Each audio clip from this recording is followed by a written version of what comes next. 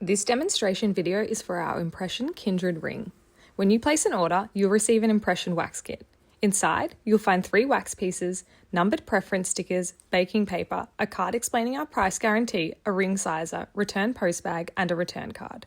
Before you begin, make sure everyone is ready as the wax heats and cools quickly.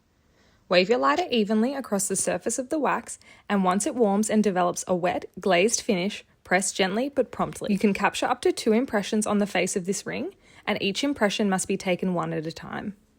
If you're unhappy with an impression, wait at least 1 minute before reheating and trying again. Your wax will be carefully refined back to the original ring shape, so don't be concerned if your print spills over the edge. The same process applies when taking impressions with knuckles or pets, although we do recommend having at least 2 people present with pets. Use the ring sizer, adjusting it to fit comfortably over your knuckle. Your size is the letter the arrow points to.